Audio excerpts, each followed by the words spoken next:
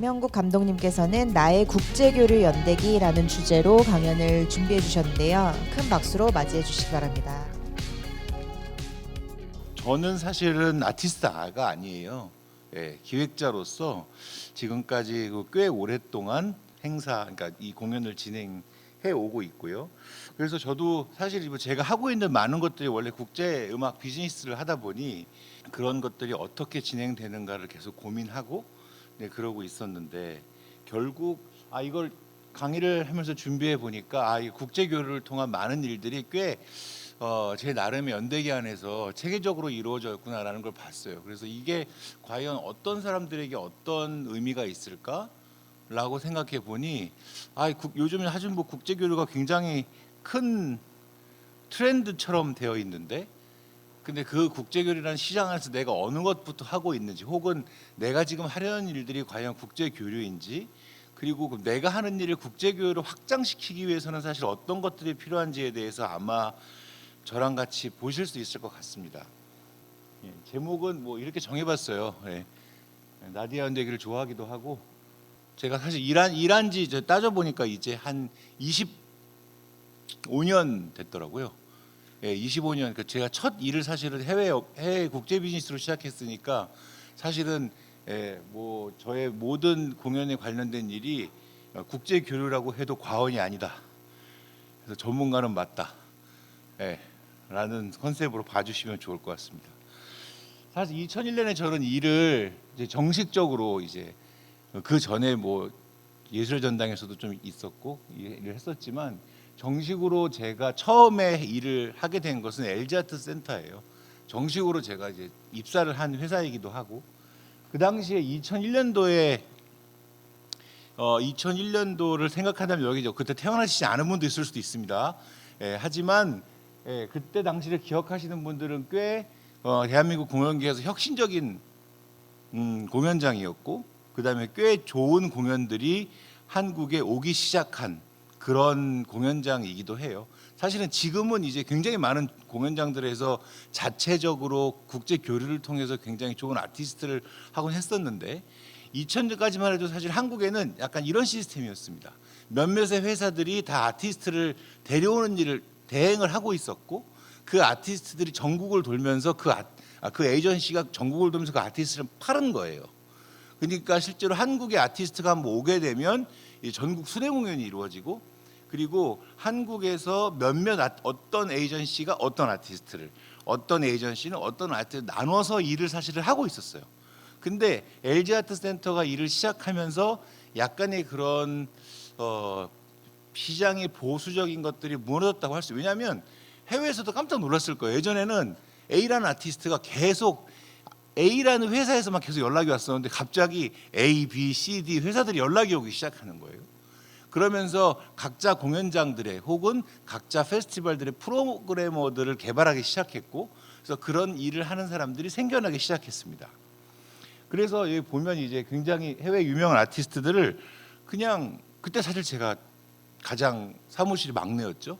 근데 재즈랑 월드를 담당하고 있으니까 우리 연락을 해서 무슨 공연장, 그러니까 사실은 공연장의 이름을 걸고 저 같은 어린 친구들이 일을 시작할 수 있게 됐던 거예요. 그래서 이거를 사실은 그때는 저는 교류라고 생각하지 않았어요. 그때 당시에는.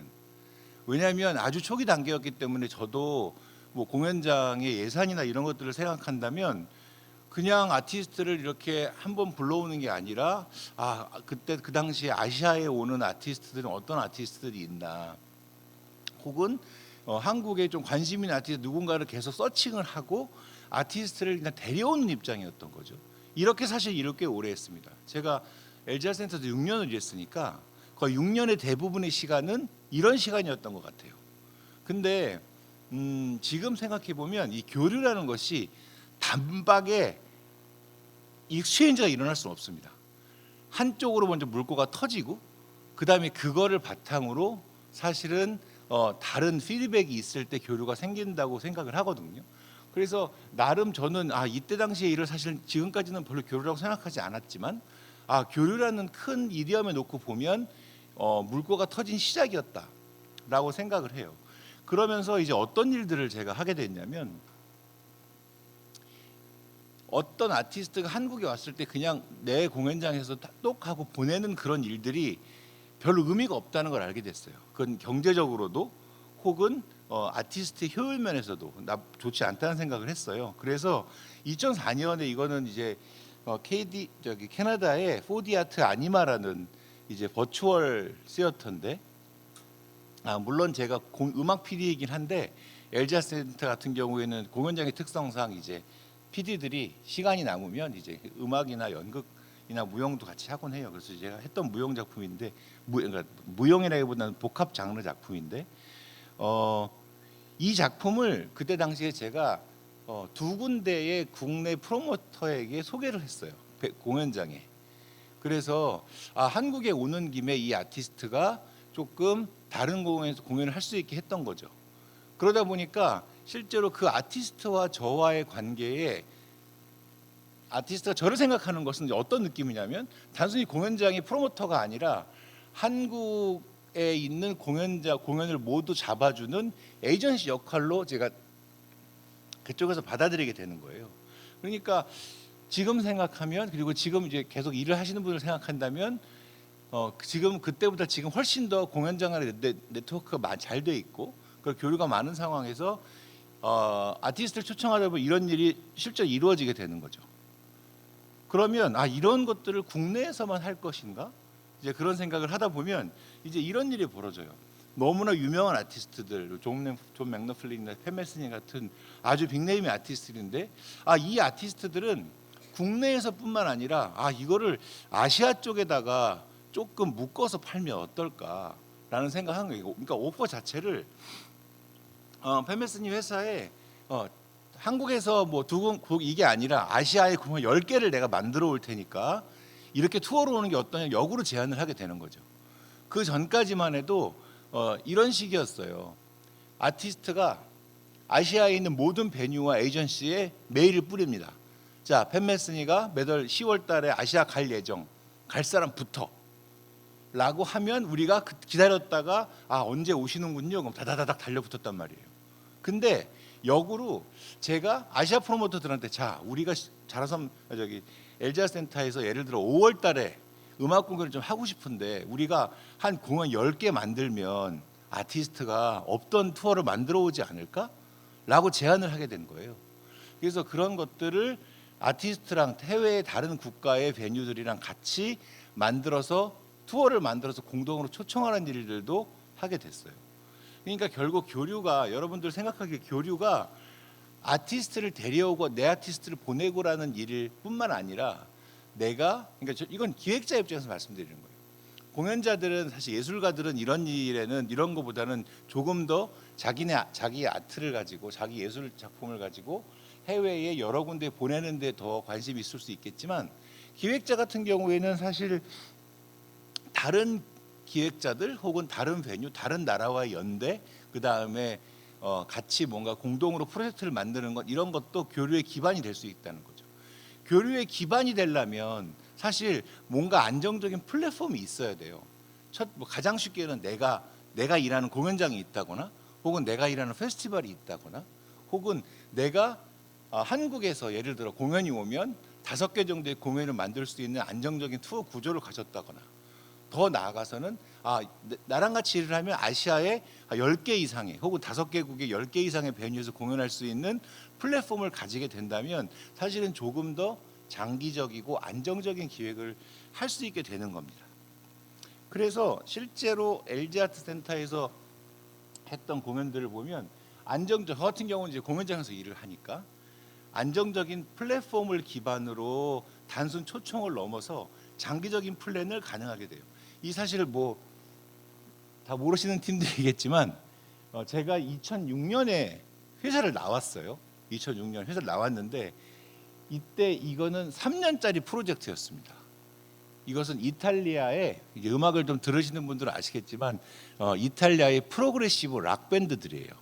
그래서 왼쪽부터 PFM, 뉴트롤스, 라떼밀레라는 정말 한국에서 굉장히 유명했던 밴드들인데 이거를 그러면 제가 아예 그때 당시 이탈리아 문화원과 그다음 현지에 있는 에이전시들한테 이 3개 팀을 3년 동안 한국에 초청하는 프로젝트를 제안할 수가 있는 거죠. 실제로 저 회사들이 대부분 아티스트들이 같은 에이전시랑 일을 하고 있고, 그래서 그러면 다른 아시아 국가에도 자 우리가 저 팀들이 아시아에서 꽤 유명했거든요. 그래서 그러면 이탈리아의 프로그레시브 락을 1년에 한 팀씩 세 팀을 쭉쭉 연달아 가지고 가면서 우리가 이렇게 파트너십을 좀 만들어 가자라고 했던 거예요.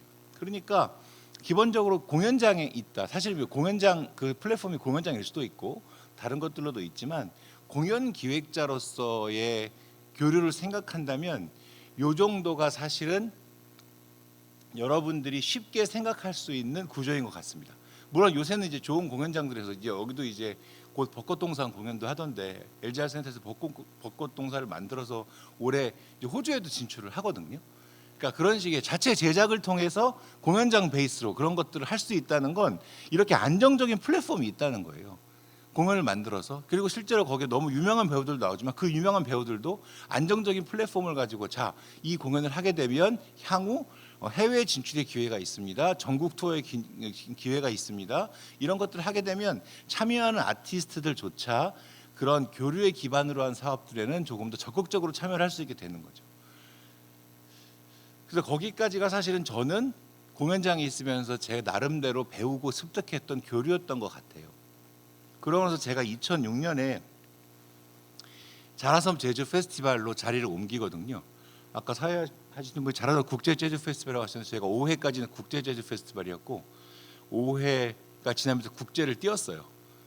약간 뭐냐면 재즈 자체가 인터내셔널한 콘텐츠인데 국제를 그때 당시 국제 붙이는 게 유행이 해서 처음에 붙였었는데, 그래서 그냥 지금은 자라섬 재즈 페스티벌이었고, 요 전에 말씀하신 그 서정민 선생님께서 재즈라고 하셨지만 우리는 재즈라고 계속 얘기하고 있는, 여러분 제발 재즈가 아니라 재즈, 자라섬 재즈 아닙니다. 재즈 페스티벌로 간 거예요. 근데 제가 뭐 공연장에서 재즈 페스티벌로 옮기게 된 여러 가지 이유들이 있지만 실제로 왜 그 관계들에 있어서 공연장에서 시작됐던 많은 관계들, 예를 들어 나와 지역에 있는 베뉴, 나와 아티스트, 나와 관객 혹은 나와 이런 어떤 에이전시 회사들의 관계가 재즈 페스티벌로 오면서 한꺼번에 이루어지는 거예요. 그러니까 공연장에 있을 때는 이 관계가 어떤 때는 내가 그냥 단순히 부르기도 하고 어떤 때는 데려다가 한국에 트리뷰트를 하기도 하고 아시아 투어를 만들기도 하고 공연마다 특징에마다 아티스트마다 했던 것들이 페스티벌에 오니까 일단 가평 동네 사람들은 저희가 1년에 3일 일한다고 생각하니까요. 그 3일에 모든 게 다 이루어지니까 우리가 했던 관계들이 1년간의 준비를 통해, 물론 이제 매년 하니까 더 장기적인 플랜이 되겠지만 그런 것들이 동시에 일어나는 상황. 그 다음에 공연장에서 없었던 새로운 관계들이 생겨요. 그건 뭐냐면 시장 자체와의 관계가 생기는 거예요. 그러니까 돌이켜 생각해 보면 저희가 이제 시장에 들어갔다라고 하는 개념이 여기서부터 생기는 것 같아요. 사실 교류라는 것은 결국 누구와 교류를 할까요? 누구와? 거기에 저는 주안점이 있다고 생각해요. 교류를 누구랑 할 것이냐예요. 특정 아티스트랑 교류를 할 것인가? 공연장끼리 교류를 할 것인가? 근데 우리가 흔히 말하는 소콜 교류라고 하는 것은 시장과의 교류를 얘기하는 겁니다. 단순히 아티스트 보내고의 문제가 아니라 아까 그 K아츠 온 사업도 마찬가지라 시장에 가기 위한 단순히 우리가 개별 아티스트 가는 것이 아니라 한국 콘텐츠가 어떻게 하면 플랫폼과 현재의 시장으로 가게 되는 교류를 하는 것인가의 문제이기 때문에 축제를 오면서 사실 새로운 직접적인 관계, 음악 씬을 중심으로 한 시장, 그 다음에 아티스트와의 관계가 형성되는 거예요. 그러니까 이런 것들은 사실 어떤 것들이 요구가 되었냐 하면 이제는 공연 기획자가 아니라 한 번에 모든 관계를 통솔하고 그 관계들 사이에서 일정한 방향성, 그리고 그 관계들 사이에서 어떤 연속성을 만들어내는 축제 감독 혹은 프로그래머로서의 개인의 역량과 네트워크가 중요하게 돼요. 그러니까 여기서 이제 네트워크의 개념이 오기 시작합니다. 공연장은 사실 물론 지금은 네트워크가 굉장히 중요하지만 네트워크가 없어도 됐었어요. 안정적인 플랫폼이라면 그냥 좋은 공연이 있다면 그냥 개별로 이렇게 가져오고 하면 되는데, 자 우리가 전 재즈 페스티벌 하고 있으니까요. 재즈라는 씬과의 네트워크, 그 다음에 아시아에 계속 오게 되는 아티스트들, 그 다음에 아시아라는 나라, 아시아의 한국이라는 나라에 계속 자국의 아티스트를 보내고 싶어하는 각 여러 나라, 유럽의 여러 나라, 미국, 남미, 북미의 여러 나라들의 어떤 네트워크와 관계를 맺게 되는 거예요. 그러니까 생각해 보세요. 저희가 보내는 입장에서 본다면, 어떤 A라는 공연장에 불특정한 시기에 불특정한 플랫폼을 가지고 아티스트를 소개하는 거, 역으로 생각하면 그렇다는 거예요. 근데 1년 중 가장 비슷한 시기에 비슷한 종류의 음악을 비슷한 규모로, 하지만 굉장히 공연장보다는 더 많은 7, 8개의 베뉴를 움직이면서 더 많은 규모의 플랫폼이 있다면 사실은 네트워크의 이제 대상이 되는 순간인 거죠. 그러면 그런 네트워크와 개인적 역량을 위해서 어떤 것들을 하게 되는가를 보면, 이거는 아까 이제 앞에 서정민 씨가 얘기했던 것처럼 이제 레지던스도 있고 아티스팅이 그런 것들이 있지만, 우리에겐 이런 것들이 필요해요. 예를 들어 음악 마켓에 참여하는 것입니다. 이제 부산에도 이제 비팜이 있죠. 그리고 서울엔 팜스가 있고, 거기 보면 굉장히 많은 사람들이 페스티벌 디렉터나 어딘가에 프로그래머가 와 있어요. 그건 뭐냐면 단순히 아티스트 한 팀을 보내는 거, 한 팀을 부르는 거, 이건 한국에 오지 않아도 됩니다. 올 필요가 없어요. 요새는 다 인터넷이 돼 있는데 한국에서 제일 잘 나가는 아티스트 누군지 다 알 수 있어요. 근데 그 사람들이 굳이 왜 비행기 값을 200만 원 넘게 써가면서 서울에 묵어가면서 자기 돈을 써가면서 그렇게 있을까요? 네트워크예요. 그러니까 결국 한국의 문화, 사실 뭐 저는 뭐 아까 제 소개를 보시는지 모르겠지만 재즈 일을 하고 또 있지만 국악과 관련 컨템포러리 코리안 트래디셔널과 일을 많이 하고 있는데, 이렇게 되는 거예요. 결국 그 사람들이 교류하고 싶어하는 건 그 아티스트가 아니라는 방증이 거기에 있는 거예요. 왜 오는데요? 지속적으로 뭔가 교류를 하고 싶고 네트워크를 가지고 싶으면 실제로 와서 거기 있는 사람들을 만나야 하거든요. 근데 저도 마찬가지입니다. 굉장히 많은 세상의 문화들이 있고 그 문화에 따라 다 각양각색으로 발전한 재즈를 쭉 가져오고 싶은데, 그러려면 제가 아티스트 마켓에 직접 가야 하고, 두 번째 가면 해외 축제에 직접 가야 돼요. 축제에 가지 않으면, 그러니까 마켓과 축제의 다른 점은 뭐냐면, 실제로 마켓은 예를 들어 쇼케이스라고 생각하시면 되고, 축제는 실제로 그 공연들이 상업적인 시장으로 왔을 때 어떻게 관객들을 만나는 거예요. 조금 더 자세하게 말씀드리자면, 마켓은 관객을 대상으로 한 공연이 아니에요. 셀러들을 위한 공연이에요. 저 같은 가서 물건을 팔거나 사는 사람들을 위한 공연이고, 결국 우리들이 가서 보고, 이 공연이 내가 베이스를 가지고 있는 네트워크 혹은 관객들에게 어떻게 보여줄 수 있겠느냐를 만드는 것이 축제라고 생각하시면 됩니다. 그러면 이렇게 저는 생각하면 제일 쉬워요.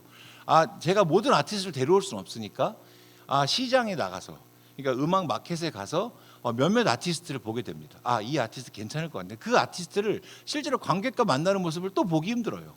그러면 축제에 가서 그런 것들을 확인하는 것인데, 그 아티스트가 단순히 음악을 잘하느냐 못하느냐, 사람들을 막 흥에 겹게 하느냐 아니냐, 이 문제가 아니라 우리가 하고 있는 그 프로그램의 쭉 순서와 네트워크 속에서 어떤 역할을 하는가가 되게 중요합니다. 그렇게 되면 그 다음 일은 뭐냐, 실제로 내가 가지고 있는 플랫폼이나 내가 가지고 있는 네트워크를 확인받을 필요가 있어요. 그래서 해외 축제 관객이나 관계자들을 또 초청하게 되는 거예요. 왜냐하면 저에게 뭔가 프로그램을 추천하거나 프로바이딩 하거나 혹은 나와 함께 파트너십을 맺고자 하는 사람들한테 내가 막 이메일을 써서 막, 사실 우리는 대한민국에서 제일 큰 축제고 말이야, 뭐 이게 안정적이지롱, 막 이렇게 쓰는 게 아무 의미가 없어요. 그냥 와서 이틀 동안 재즈 축제를 보여주면 우리 사이에서, 그러니까 우리가 알 수 있는 것들이 있거든요. 그러니까 결국 네트워크는 아까 그 정문 씨도 얘기했지만 보여주는 것들이 되게 중요하고 어떻게 보여지는지가 중요하고, 결국 그것이 실제로 다 찾아가서 실제로 보여주거나 만났을 때 결국 네트워크가 만들어졌다고 생각이 되는 거예요. 그런 일들을 사실 꽤 오래 했습니다. 한 10년. 그러니까 이런 상황에서 사실 도움을 많이 받았죠. 예, 아까 정부 지원금이나 이런 거 되게 많이 받았죠.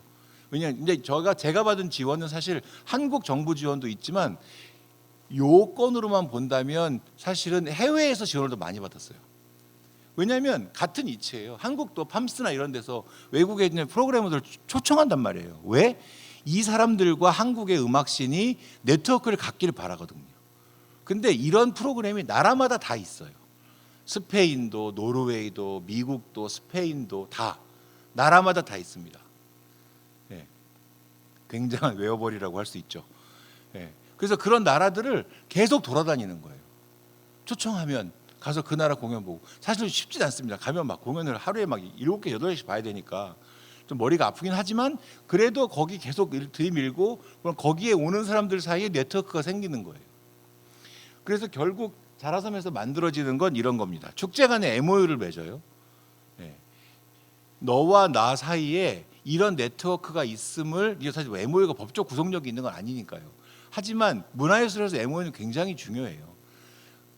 각 나라, 저 같은 경우는 한국, 그다음에 예를 들어 스페인 파트너와 우리가 교류를 할 준비가 되었다는 것을 만들어주는 것이 중요하고, 그다음에 그것을 저희는 자라섬에서는 포커스 프로그램으로 만들었어요. 그래서 그거 한지 벌써 이제 12년 정도가 됐습니다.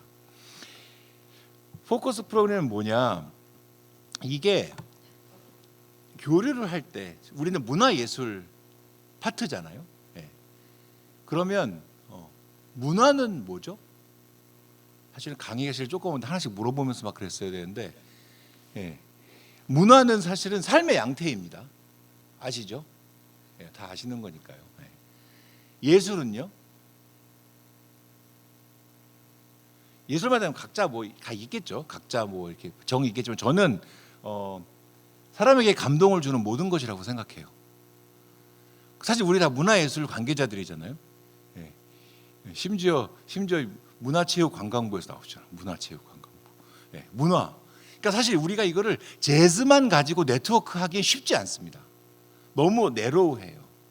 그러니까 결국 문화예술로 만나게 되는 네트워크는 내가 음악을 연주하는 사람이지만 미술하는 사람을 만날 수도 있고, 내가 음악 페스티벌을 하고 있지만 영화하는 사람을 만날 수도 있고, 그래서 그런 것들의 네트워크를 단단하게 하는 과정이 또 필요해요. 그러니까 이건 사실 어떤 방식으로 누구와 네트워크한데 좀 달라지긴 합니다. 꼭 연주하는 연주자가 연주하는 파트너를 찾거나 할 때 도움이 더 될 수도 있겠지만, 비슷한 일을 하는 예술가 만날 때. 근데 축제와 저 같은 경우는 기획자잖아요. 그러니까 기획자는 뭐냐면 제가 가진 네트워크에 문화예술 관련된 모든 것을 단단한 플랫폼을 만들어서 얹게 해주는 사람이에요. 근데 그게 사실 음악으로 친다면 음악이 다 쓰이잖아요. 미술에도, 영화에도, 그다음에 요즘 뭐 음악을 주죠. 소설을 쓰기도 하고, 요즘 많은 또 기술들이 음악을 중심으로 만들어지고, 산업 자체도 음악 산업이 너무 크고, 그러니까 그런 것들을 조금 다양하게 교류하기 위해서 포커스 프로그램을 만들었어요. 포커스 프로그램은 처음엔 꽤 재미있게 시작했습니다. 우리가 재즈 페스티벌을 하지만, 자 그러면 우리가 올해는 사실 주빈국이 스페인입니다라고 했을 때, 우리 페스티벌에 스페인을 한번 담아보자. 그래야 그 네트워크가 굉장히 단단하게 만들어진다는 생각이 있었어요. 그래서 2011년부터는 저희가 아예 그 포커스 프로그램을 하면서 우리의 아트웍부터 모든 것을 다 그 나라에 포커스를 맞춰봤어요. 그래서 재즈 페스티벌이지만 일단 그래픽 디자인을 모두 그 나라의 유명한 디자이너들과 콜라보하기 시작했습니다. 맨 왼쪽은 스페인이었고요. 그 다음은 네덜란드였고, 그 다음은 덴마크. 각 나라에 있는 그래픽 디자이너들과 일단 일을 시작. 그 다음에 그 외에 이제 그 나라의 음악 관련된, 재즈 관련된 영화를 소개한다든가, 혹은 레이블을, 산업으로 레이블을 소개한다든가. 특히 독일 같은 경우는 그렇죠. 좋은 레이블들이 너무 많으니까요, 재즈 쪽에. 그러니까 그런 것들을 점점 확대해서 사람들이 문화예술 전반에 걸친 인사들 혹은 문화예술 관련된 사람들이 보기에 이것이 단순한 재즈로의 네트워크가 아니라 문화예술 전반으로 확대될 수 있다는 가능성을 서로 보여주고 있어요. 이런 것들이 사실 기획자들로서 견지해야 할 네트워크의 방향이라고 생각합니다. 그러면 자, 우리가 교류를 생각할 때 그럼 교류는 결국 뭐가 돼야 되냐면 쌍방향이 돼야 돼요. 쌍방향으로 이루어지지 않으면 사실 한쪽으로 오는 것도 사실 나쁘지 않습니다. 왜냐하면 그 안에서 우리가 너무 가지 바리에이션을 할 수 있고 그리고 많은 그 사람들이 오기만 한다고 해서 한국 아티스트 영향을 받지 않는 것은 아니니까요. 하지만 플랫폼을 가진 입장에서는 우리가 조금 더 교류에 가깝다면 결국 이 수혜를 봐야 되는 건 재즈 페스티벌은 아니에요. 수혜를 봐야 된다는 건 저는 한국의 재즈 씬이라고 생각하거든요. 문화예술 담당자. 그러니까 사실 이런 거예요. 교류를 기반으로 기획자가 뭔가 이름을 내거나 성공할 수는 없습니다. 뒤에 또 말씀드리겠지만 결국 교류의 기본은 아티스트와 문화예술 콘텐츠 자체가 돼야 하거든요. 그러니까 그거를 만드는 사람들이 사실은 저희 같은 기획자라고 생각한다면 결국 거기에 얹을 것들이 필요하고 우리가 그럼 무엇을 위해서 교류를 하는가라고 생각할 때 그런 고민들을 계속 하게 됐어요. 그래서 2021년도부터 이제 준비했던 것들을 시행하기 시작합니다. 이제 어떻게 되냐면 주빈국기를 하고 싶다면 사실 이제 2017년 정도부터 저 주빈국 프로그램에 나라들이 줄을 서기 시작해요. 왜냐하면 이거는 사실은 전문가나 혹은 관계자 입장에서 봤을 때 자기 나라의 한 나라의 미술과 특히 재즈와 영어 이런 것들을 어딘가 플랫폼에서 한 방에 3박 5일 동안 막 수만 명 앞에서 보여줄 수 있다고 한다면 돈을 안 쓸 이유가 없습니다. 그래서 실제로 돈이 많은 나라들을 중심으로 아주 줄을 서고 있어요. 그래서 실제로 저희는 내후년 정도까지 다 차 있어요. 포커스 컨트리가 주민국이 차 있습니다. 또 꽤 돈이 많이 내는 사업이에요. 그 해에 그 나라에서 오는 모든 아티스트의 비용을 다 내야 하고요. 그 다음에 아티스트 비용 다 내고 그 다음에 디자이너도 비용 다 소개시켜 주셔야 하고 우리가 하겠다 그러면 영화에 관련된 모든 것도 제공해 주셔야 하는 프로그램에도 불구하고 다 와서 줄을 서서 하고 싶다는 거예요. 그래서 2021년부터 저희가 한 가지 과제를 더 냈어요. 이제 우리가 한국 아티스트들이 거기 가서 교류 공연을 하지 않으면 주빈국을 하지 않겠다라고 한 거예요. 그래서 2021년부터 사실은 헝가리라던가 네덜란드라던가 이런데 정말 제일 유수의 극장들에서 저희가 한국 아티스트들이 직접 가서 하는 소규모 한국 포커스된 프로그램을 하고 있고요. 그다음에 역시나 이것이 단순히 음악 교류에 그치면 안 되겠다고 해서 2021년에는 저희 그 자라섬 재즈 페스티벌에 사진 작가님이 계세요. 굉장히 유명한 사진 작가님이 거의 모든 22년 동안 찍고 계신데 자라섬에 출연한 모든 네덜란드 아티스트들의 사진을 모아서 더치 재즈인 자라섬이라는 사진전을 현지에서 만들어서 했어요.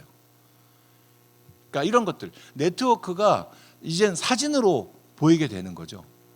그래서 그런 것들을 굉장히 넓혀가면서 자라섬 재즈 페스티벌이 단순히 재즈 페스티벌이 음악 페스티벌, 사람 초청할 페스티벌이 아니라 교류의 기반을 둔 여러 가지 활동들을 같이 하고 있다고 저희가 계속 알리기 시작했어요. 그래서 결국 2022년이라고 썼지만 사실 이제 요 세 군데 국제 단체에 회원 가입이 된 거예요. 풀어서 쓰고 싶었지만 다 아실 것 같아서 그냥 다 써왔는데요. 맨 왼쪽은 아시안 재즈 페스티벌 오르가니제이션이에요. 아시아 페스티벌의 연합체고요. 사실 여기는 10년 전에 가입을 했고 코로나 때 사실은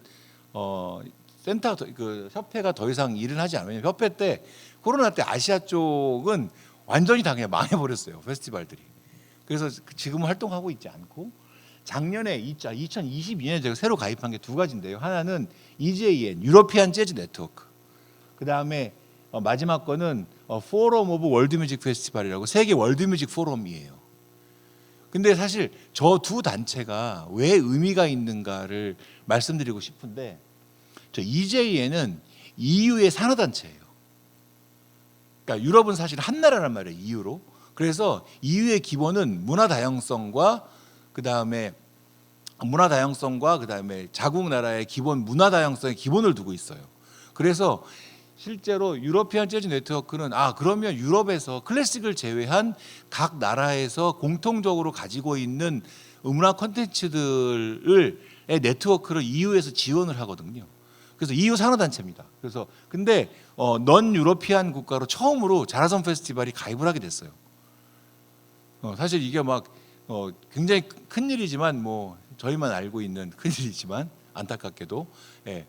근데 이게 EJ에서 봤을 때 유러피안 아티스트들이 아시아로 가는 창의 역할을 하고 있다고 인정을 받았고, 그래서 회원 가입 승인을 저희가 통과가 됐고, 그래서 저희는 이제 자라섬 페스티벌은 EU 펀드를 쓸 수 있는 나라가 됐어요. 우리가 EU 국가가 아니지만 EU 펀드에서 하는 그 기금을 저희가 지원해서 신청하게 쓸 수 있게 되고, 제가 실제로 다다음 주에 이제 그 스페인에 가게 되는데 그 기금도 EU 펀딩으로 가는 거예요. 유러피안 재즈의 네트워크에 있는 디렉터들의 다른 데 가서 볼 수 있도록 하는 기금을 제가 받아서 가는 거거든요.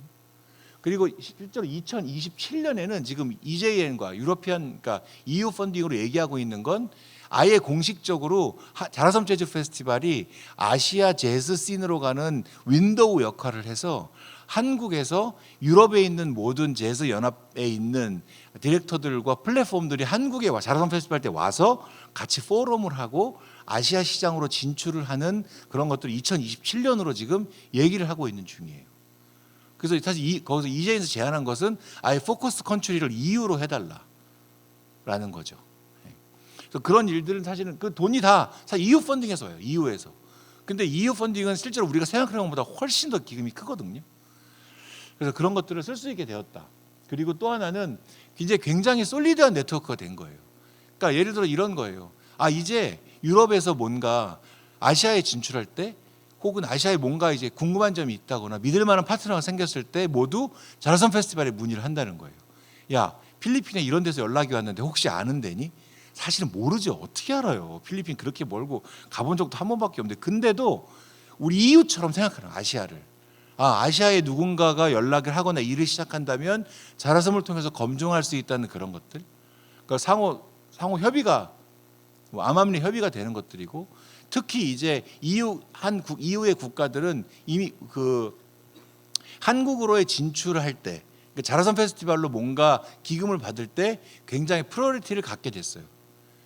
그래서 자라섬 페스티벌 같은 경우는 1년에 22팀 정도의 해외팀이 온다면 항공료를 주는 팀은 미국 팀 4팀 정도, 유러피안의 모든 팀은 항공료를 지원을 받아서 옵니다. 그래서 이런 것들을 저희가 할 수 있게 되었고요.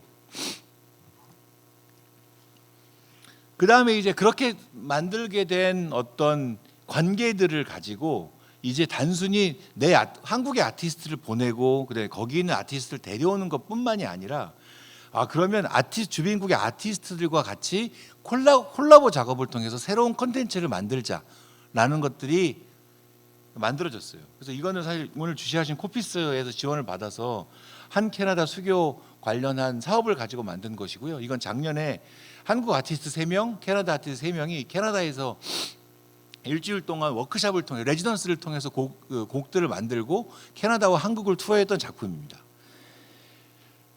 시간이 조금 없어서 빨리 좀 할게요. 그리고 나서 저는 그럼 이제 축제 디렉터로서 프로그래머로서의 역할을 하다 보니 또 다른 일종의 소명이 생기는 거죠. 뭐냐면 이제 해외 시장이 보이게 되고 그 시장이 저 시장에는 한국 아티스트들이 분명히 갈 수 있는 시장인데, 이건 단순히 뭐라 그럴까 한 베뉴에 가거나 페스티벌에 가는 것이 아니에요. 그 나라의 시장으로 우리가 갔을 때 이 아티스트는 어떤 시장에 맞겠다고 해서 그런 월드뮤직 밴드를 제가 프로듀싱하고 제작하는 일들을 하게 됐어요. 여기 보시면 이제 뭐 왼쪽부터 블랙스트링, 그 다음에 애니큐, 신노이, 반도라는 팀들이에요.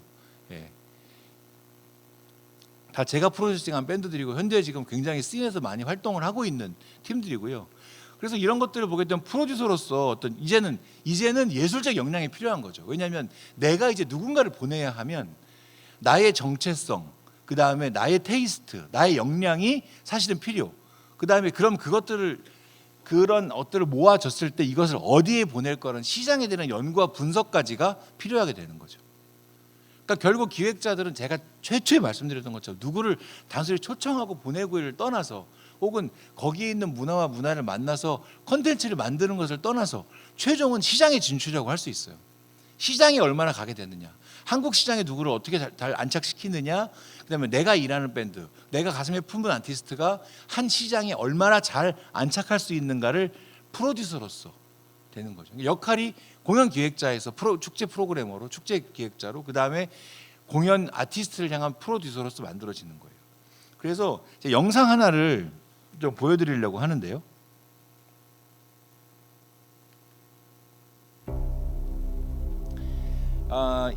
이건 2022년에 한국 이스라엘 수교 기념 했을 때 한국 이스라엘 수교 기념 회의 공식 영상을 제가 프로듀싱을 했어요. 근데 이걸 한국에서 만든 게 아닙니다. 이스라엘 정부에서 돈을 내서 만들었어요.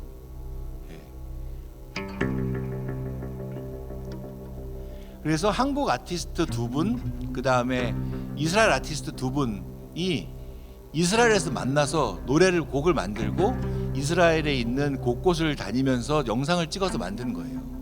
그러니까 결국 교류의 정점은, 사실 이것이 정점이라고는 할 수는 없지만 기획자가 할 수 있는 교류의 어떤 종착점은 문화가 문화를 만나게 해주는 것, 그리고 제가 만들어진 길을 통해서 결국 아티스트가 그 위에 서게 되는 것이 가장 그 종착점인 것 같아요. 그리고 그것이 사실 단순히 상업적으로 성공하면 좋겠지만 상업적으로 성공하는 것은 또 다른 문제인 것 같습니다. 전 사실 뭐 상업적인 프로듀서 아니고 이런 거 보니까 혹시 가능하면 조금 뒤로 중간점으로 돌려도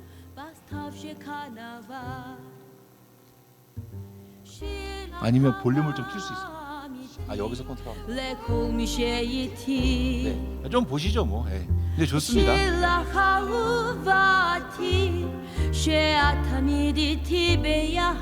중간 좀 보고 넘길게요.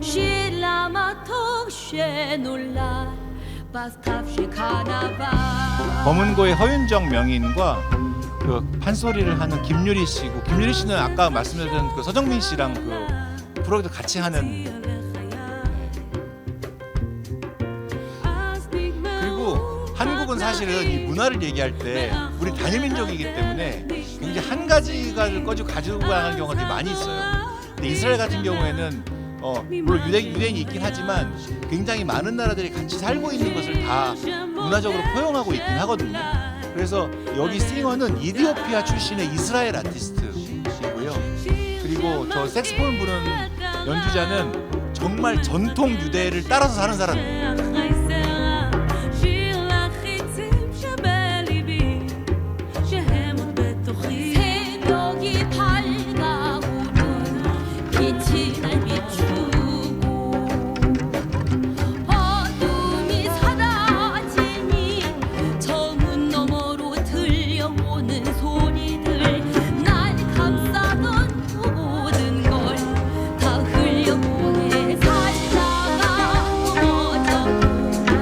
영상은 이스라엘 쪽에서 한국 이스라엘 관련 행사할 때 계속 틀어주고 계속 썼던 영상이에요. 그래서 뭐 후문에 의하면 요 아티스트들이 꽤 이렇게 한국에서 이스라엘 내에서 문의가 많았다고 하더라고요.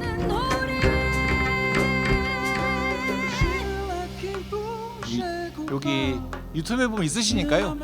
예, 좀 더 보시면 될 것 같습니다. 그리고 나서 이제 2024년에 이것도 이제 사실 코피스랑 같이 했던 코리아 시즌이라는 사업인데요. 이거는 이제 프랑스의 파리에 있는 살가보라는 극장을 저희가 이틀 동안 대관을 해서 클래식, 그다음에 전통, 재즈, 좀 더 음악의 범위를 넓혀서 컨템포러리 음악을 소개하는 작업이에요. 물론 제가 뭐 클래식이나 그다음에 뭐 완전 전통의 전문가는 아니지만 아까 말씀드렸듯이 제가 가지고 있는 혹은 제가 일하는 것 자체가 제가 일하는 씬을 그냥 네트워킹이라고 한다면 그냥 거기에 한국 것들을 잘 얹을 수 있게 만드는 것들이 사실 우리들이 할 수 있는 일이거든요. 그래서 거기에 현지의 어떤 네트워크를 바탕으로 현지에서 한국팀 6팀, 특히 이제 더띵 프로젝트라는 팀은 아까 영상에 나왔던 허윤정 명인의 팀인데 여기 가브리엘 프로코피에프라고 우리 프로코피에프 작곡가 되게 유명한 분 아시죠? 예, 그분 손자예요. 굉장히 유명한 연주자인데 한국의 클래시컬 피아니스트와 전통악기와 이분은 전자음악을 하시는데 같이 묶어서 더띵이라는 프로젝트를 만들어서 올해 또 유럽 또 투어를 하려고 준비하고 있고 하고 있습니다. 그래서 이런 프로젝트들을 이제 하게 된 거죠. 실제로 이 코리안 시즌이라는 프로젝트는 뭐 제가 알기에도 계속 이제 나라에 포커스를 해서 가고 있는데 사실 저희 같은 기획자들한테 굉장히 좋은 기회이긴 합니다. 단순히 한 가지 공연, 한 회 공연이 아니라 조금 큰 플랫폼으로 넓은 좀 약간 브로드하게 서로 교류할 수 있다는 차원에서 꽤 좋은 프로그램인 것 같고요. 시간이 안 빨리 원수 빨리빨리 정리할게요. 이것은 2025년 저희가 준비하고 있는 뭐 제가 개인적으로 같이 일을 하고 있지만 자라섬 페스티벌을 중심으로 하고 있는 것들입니다. 싱가포르 에스플라나이드에 있는 재즈인 줄라이의 한국 주관을 운영하게 됐고, 그다음에 헝가리와 캐나다 두 나라와 아티스트 익스체인지 프로그램을 하고 있고요. 그다음에 호주에 있는 멜번 재즈 페스티벌이나 대만의 타이chung 페스티벌과 같이 아티스트를 공동으로 초청하고 있는 일을 하게 됐고요.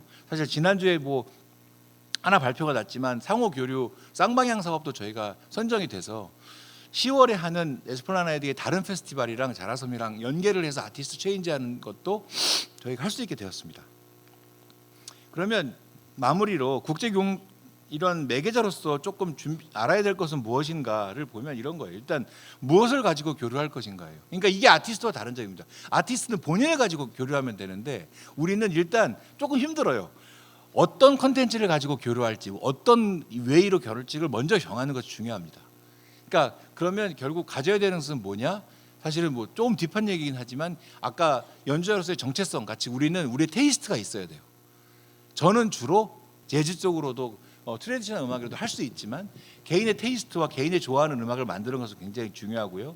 그다음에 상대자를 어떻게 교류할까가 중요해요. 어떤 상대와 교류할 것인가. 그러기 위해서 많이 찾아봐야 되고 많이 나가봐야 되고 그런 기회를 최대한 만들어서 교류할 펌한 파트너를 만드는 것이 굉장히 중요합니다. 그 다음에 역시 돈이 드니까요. Where is money? 예. 돈이 어디 있는가 이런 것들을 아까 소개해 주셨던 여러 가지 지원 사업이나 교류 사업 그리고 아티스트들과 내가 이제 누군가 할지 정해졌다면 그 아티스트가 스스로 만들어내는 것 예를 들어 레지던스에 참여한다든지 아티스트에게 온 아티스틱한 오퍼라든지 그런 것들을 같이 준비하면서 교류에 만들 수 있을 것 같고요. 또 하나는 제일 중요한 건데 그러면 교류를 통해서 만들어진 이런 결과물은 어떻게 프레젠팅 할 건가가 되게 중요해요. 실제로 우리가 많은 교류들 같이 제작을 하고 이런 것들이 굉장히 많거든요. 요새 이런 지금도 많고 해서 굉장히 많은 것들이 만들어지는데 이게 그냥 만나서 만들고 끝 이러면 교류 또한 끝이에요. 그러니까 이런 만들어진 것들을 어떻게 프레젠팅을 해서 만들어갈 것이냐. 그러니까 결국 시장이 두 개가 생긴 거잖아요. 우리나라 혹은 걔네 나라. 그러면 거기에서 어떻게든 시장에서 혹은 어떻게든 네트워크 안에서 계속 그 콘텐츠가 프레젠팅이 돼야 그 프레젠팅의 관계를 가지고 계속 다음 사람들, 다음 아티스트 혹은 다음 기획자가 거기에 꼬리에 꼬리를 물고 계속 이어질 수 있는 거거든요. 그러니까 단순히 이게 내가 만든 프로젝트가 뭐 상업적으로 성공을 하냐 이런 차원이 아니에요. 그런 네트워크가 계속 만들어가게 하는 것이 굉장히 중요할 거라고 생각합니다. 사실은 이 페이지에서 드릴 얘기가 많았지만 앞에 설명은 좀 시간이 많아졌네요. 그럼 제가 일단 이거 마치고요. 주신 질문에 대해서 간단히 몇 가지 필요한 것들 다 드리고 혹시 뭐 오신 분들에서 질문이 있다면 받도록 하겠습니다. 사실 질문을 주셨는데요. 이게 제가 일단 질문을 하기 전에 여기 아까 기획자들 중에서 이런 질문을 주신 분이 있을 수도 있는 것 같아요. 이 질문 이렇게 하시면 안 돼요. 그 갤러리 질문 없다고 합니다. 그럼 사전 질문만 빨리 이렇게 질문하시면 안 돼요. 그러니까 이런 건데 예상치 못한 일이 발생할 경우 어떻게 계획을 하는지 예상치 못한 질문이네요. 도대체 예상치 못한 일이 뭔지 그럼 제가 갑자기 비행기를 놓쳤는 일인가? 너무 케이스가 많은 거예요. 그러면 제 답은 사안에 따라 적절히 대처합니다. 이렇게밖에 할 수가 없는 이런 질문을 하시면 안 돼요. 기획자들은. 기획자들 이런 질문 하시면 안 됩니다. 그래서 조금 말씀을 몇 가지 드리자면 눈이 안 보여 이제. 한국 아티스트가 해외 투어를 할 때 통역사를 지원해 주시는지 영어 괜찮습니다. 사실은 10년 전에 제가 영어의 문제 같은 젊은 친구들 얘기를 많이 받았는데 그때는 사실은 영어가 안 되면 교류 좀 힘들었어요. 솔직히 말씀드리면. 그래서 해외랑 교류하고 싶으면 영어라도 좀 배우라고 했는데 일단 그 설국열차에서 송광원 선생님께서 아유 냉국민수 당신은 민수인 그거 다 보여주셨잖아요. 그러니까 영어 상관없어요. 이제 팝하고 하면 다 할 수 있어요. 그러니까 스트레스 안 받으셔도 됩니다. 사실은 말씀드린 아까 제가 그 말에 진짜 동의했는데 한국말끼리도 안 통하는 너무 많은데 괜찮습니다. 이거 영어는 실제로 그리고 전화 오면 끊고 이메일 쓰라 그러면 돼요. 그러면 챗GPT가 써주니까 하시면 되고 그리고 실제로 투어를 나갔을 때 쓰는 영어는 아주 한정적입니다. 진짜로 A4지로 2페이지 정도만 달달 외워가시면 다 하실 수 있어요. 환경축제 기획에 대해서 알고 싶다고 쓰신 분이 있는데 환경은 되게 중요하죠. 실제로 요새 많은 축제들과 많은 지원기금이 특히 유럽을 중심으로 환경과 소수자를 대상으로 다양성에 기반을 하고 있어요. 전 이게 사실 환경의 문제라고만 생각을 하지 않고요. 다양성에 대한 문제가 굉장히 심하다고 생각을 합니다. 한 가지 일례를 드리자면 캐나다에서 각종 지금 캐나다의 모든 지원 사업은 다양성을 기반으로 돼 있어요. 그래서 농담으로 어떤 얘기가 있냐면 신체 건강한 백인 남자 4명이 만든 밴드는 지원금을 받을 확률이 0%라는 얘기가 있습니다. 그러니까 저희는 사실 이건 해외 이런 교류를 말씀드리는 거고 프랑스 같은 경우에도 사실은 비행기를 타고 가는 사람과 버스를 타고 가는 사람이 동시에 지원금을 낸다면 무조건 버스를 타고 가는 사람이 탄소 배출량이 적기 때문에 실제로 주고 있거든요. 그러니까 자라섬 페스티벌과 저는 사실은 단순히 환경보다도 조금 더 다양성에 대한 것들을 해나가고 있고요. 그 다양성에 대한 문제들은 사실은 출연진의 어떤 비율, 그다음에 출연진에서의 선미가 우리가 꼭 이제 출연진의 음악만으로 음악이 같이 나오고 저의 테이스트만이 아니라 거기 무대에 서는 사람들의 어떤 성별이랄지 혹은 다양성에 대한 배려랄지 이런 것들이 되게 중요하다고 생각을 하고 그다음에 또 하나는 음악은 다양성도 장르로서의 그러니까 재즈 자체가 사실 굉장히 마이너한 장르긴 하지만 더 마이너한 장르들이나 혹은 더 마이너한 연주자들이 쓸 수 있는 무대를 만드는 것 이런 다양성에 대한 문제가 더 중요하다고 생각을 합니다. 자라섬 페스티벌이 유지되는 이유와 앞으로 페스티벌도 제가 나왔으니까 사람들이 이렇게 물어봐요. 제가 페스티벌에서 일한 지 이제 22년 됐거든요. 첫 해부터 일했습니다. 첫 2해는 자원봉사자였고요. 그 3회째부터 제가 스텝으로 일을 하고 있는데 사실 이런 비슷한 대답을 제가 유럽에서 40년대 축제를 하고 있는 형님에게 물어봤어요. 어떻게 40년 동안 축제를 하실 수가 있냐. 그 형님이 뭐라 그러셨냐면 야 내가 지금 내 후년 거 프로그램을 하고 있는데 어떻게 그만하냐 라고 하셨거든요. 근데 사실 그걸 따져보면 네트워크와 장기적인 플랜입니다. 사실은 제가 만약에 올해 페스티벌만 바라보고 축제를 했다면 올해 축제가 끝났을 때 내년에 그만할까? 라는 생각이 들 수도 있을 것 같아요. 근데 사실 유지하는 비결이나 아티스트 네트워크 하는 간격은 전 이미 사실은 2027년 프로그램을 이미 하고 있거든요. 어떤 아티스트가 2027년에 우리 뭐 할까? 아까 말했죠. 2027년에 이후랑 한번 이런 걸 해볼까? 라고 했기 때문에 사실 제가 생각하는 축제는 이런 거예요. 일탈의 축제가 아니라 일상의 축제를 만드는 게 제 꿈이거든요. 사람들이 사실은 축제에 간다고 하면 대부분 이것이 일탈의 개념으로 가게 돼요. 그러니까 사람들이 어떻게 되냐면 한번 가게 돼. 야 여기 가서 한번 질러 막 뽕 뽑아야 돼 막 이런데 유럽의 많은 나라들 그다음에 그러니까 축제가 문화가 된 나라들에 가보면 주말이 되면 혹은 어느 시즌이 되면 자연스럽게 일상처럼 가는 축제들이 있습니다. 그렇게 되면 사실 사람들의 일상 속에 녹아든 축제가 조금 더 사람들에게 희구할 수 있게 되고 그러니까 그걸 바탕으로 해서 우리가 매년 살아갈 수 있는 힘이 되는 것 같습니다. 운영에 대한 가장 어려운 건 뭐 다 어렵습니다만 역시 돈이 가장 어려운데요. 그래서 사실은 돈을 생각한다면 이런 네트워크나 교류나 이런 것들을 해서 외화도 벌고 해서 하는 게 중요하지 않을까 생각을 합니다. 뭐 더 필요한 질문 있으시다면 언제든지 뭐 연락 주시고요. 시간 닿는 한 그리고 페이스북에 이제 개인 멘토링 프로그램이 있습니다. 척척감독 개감독이라고 거기 지원하시면 제가 밥도 사드리고 컨설팅도 해드리는 프로그램이 있습니다. 이상 마치겠습니다.